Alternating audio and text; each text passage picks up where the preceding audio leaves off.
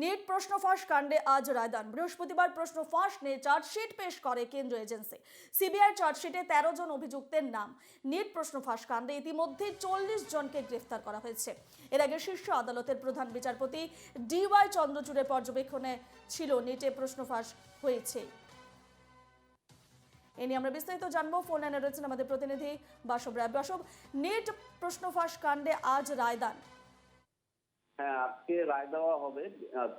Supreme কোর্টের 3 বিচারপতি bench আছে, তারা রায় দেবেন, যার মধ্যে রয়েছেন প্রধান বিচারপতি ডিওয়াই চন্দ্রচূড়। এর আগে গতকাল নিটের যে তদন্ত হয়েছে, অর্থাৎ সিবিআই যে তদন্ত করেছে, সেই চার্জশিটটা কালকে সিবিআই জমা দিয়েছে, যেখানে 13 জনকে অভিযুক্ত বলা হয়েছে।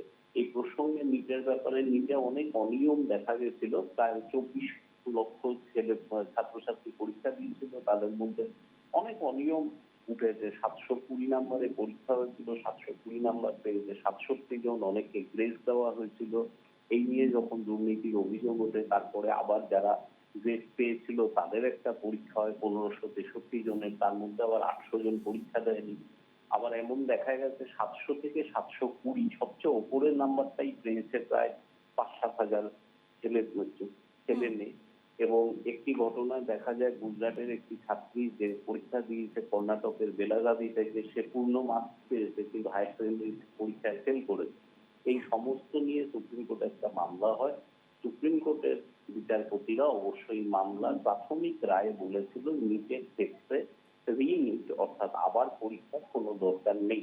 কিন্তু যেখানে যেখানে দুর্নীতি হয়েছে, মানে অভিযোগ উঠেছে, যেখানে যেখানে প্রশ্ন ফাঁস হয়েছে, যেমন বিহার, ঝাড়খণ্ড, কিছু ক্ষেত্রে শিকর, হরিয়ানা এবং কোটা, গুজরাটের কয়েকটি কেন্দ্রে, সেই সব জায়গায় নিট পরীক্ষা আবার দেবে কিনা, আবার হতে পারে কিনা, মানে কয়েকটা অঞ্চলে, এটা একটা দেখার ব্যাপার।